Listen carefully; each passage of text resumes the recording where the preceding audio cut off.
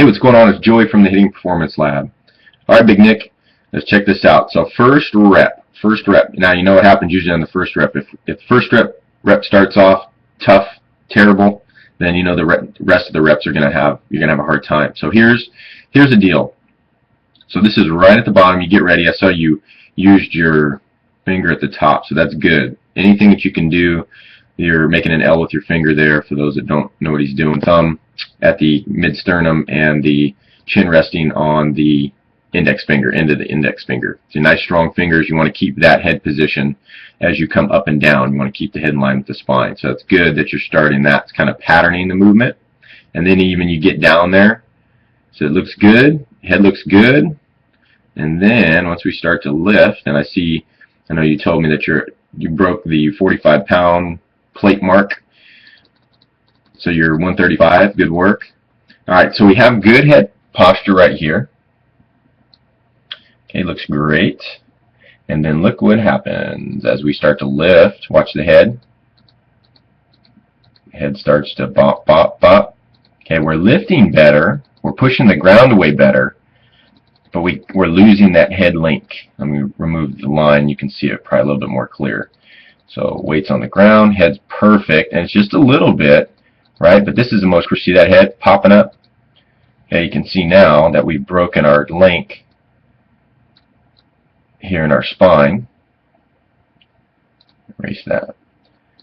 And then you come up, see, still in that broken position.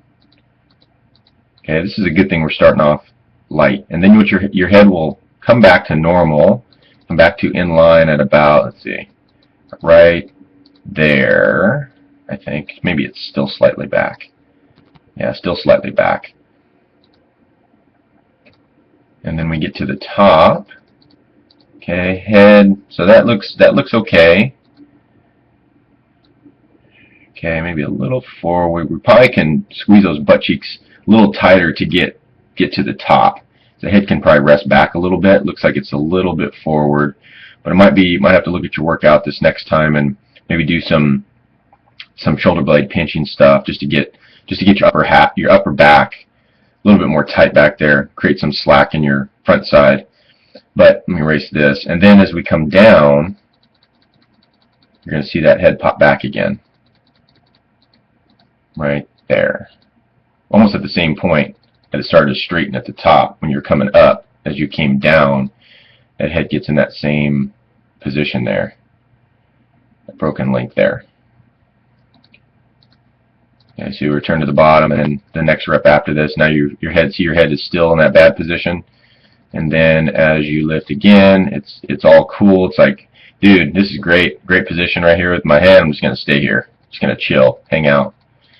Then as you go to lift, which you're not going in pieces, that's very good. You've been doing a good job with that. It's not butt up and then the rest of it. So you're doing pretty good with that. But just that head, you see it even worse, the second rep. Got that, and then on the way down, it's basically the same pattern. Because you've been doing this for so long. Remember, it takes about 3,000 reps to unwind a bad habit. Your head looks a little better there. It looks better there, and then it starts to curve a little bit towards the bottom. But remember, you got 3,000 reps to unwind a bad habit, and then another 300 to set it straight, and at least according to Charles Poliquin of the Czech Institute. All right, but that's basically what it is. Just making sure you keep that chin tucked a little bit more at the bottom, and then as you come down, you just have to really be mindful of that head, and don't worry so much about the weight. You're doing better, like I said, with not segmenting your body and pushing through the ground, pushing the ground away, so that you're lifting the weight as one unit versus in pieces where the butt goes up, and then you start to almost do like a stiff-legged Romanian deadlift. This looks more like a deadlift now, your movement. So you got that down. I don't think you need to really worry about that, because let me see the last rep. I think you're still okay on that. So this is, see if you're not segmenting real quick. Yeah, you're fine. Yeah, I wouldn't worry about that. Right now I'd worry about that head. Keep that chin tucked a little bit. And see, even right here, you're kind of leaning forward. You see that? You're kind of leaning, like your spine angle is going forward, and that could be a result just of the head. kind of horrible line, but you can see how you're leaning forward even with the head. You see that?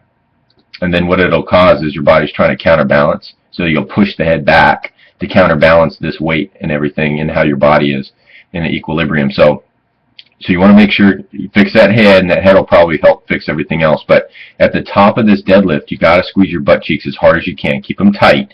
That's going to get your pelvis underneath you. And then just think about you're stacking your shoulder, your lower back over your hips, your pelvis, stacking your mid-back over your lower back, stacking your shoulders over your upper back, and then stacking your ears over your shoulders.